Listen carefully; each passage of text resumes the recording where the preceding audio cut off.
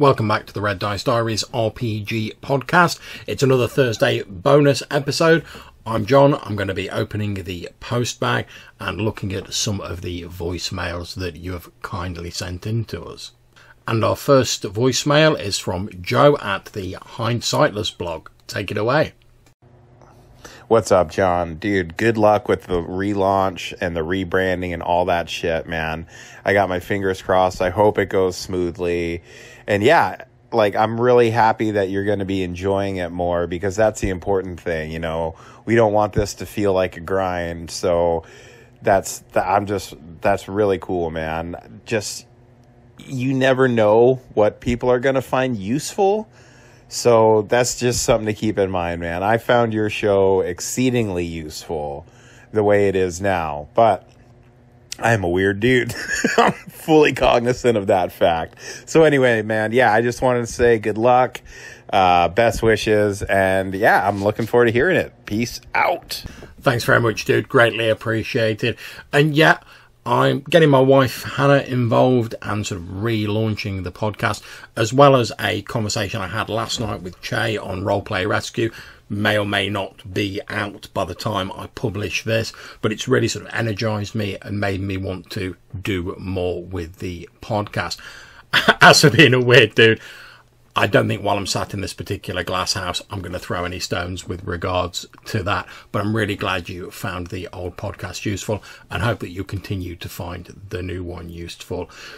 My plan at the moment is, and we may have done it by the time this goes out because I'm recording this a few days in advance, is to sit down with my wife and to sort of like draft out a rough sort of mission statement for the podcast, something that we can aim at and have a clear goal for. So I hope you'll keep listening, dude. Thank you very much for the call in. Okay, let's see who we've got next. Hey, John, this is Tim Shorts of Gothridge Manor. I just want to say good luck with your new home, your new podcast. Hopefully it works out the way you wanted to work out this time around and everything. I know what you mean. So, yeah, so I'll just get you on my podcatcher thing and download the next home you're at and listen to you from there. Take care, John.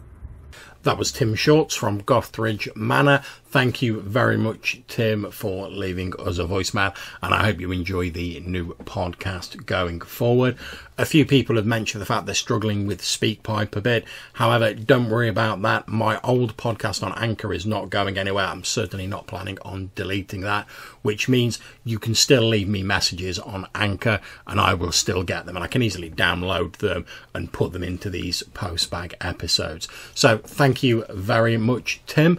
And now I think we've got a couple of cheeky messages coming up from Spencer, aka Free Thrall, at Keep Off the Borderlands.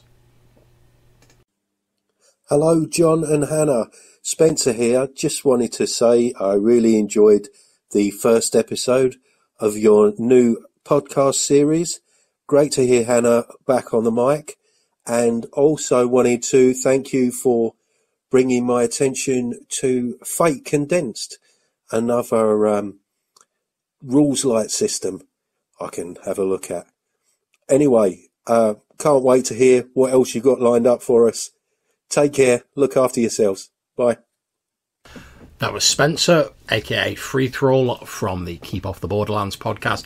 Excellent podcast on Anchor, and if you're not listening to it already, what are you doing with your life? Thank you very much, Spencer. Yeah, it's been really great to have Hannah recording with me and have someone here to bounce ideas off, rather than it just being me sat in front of a mic, which I was starting to feel with the old podcast. It was just me sort of shouting into the void a little bit. But it's really great to have Hannah recording with me, and hopefully there'll be many more episodes for you to listen to in future. Let's see what else Spencer's got to say.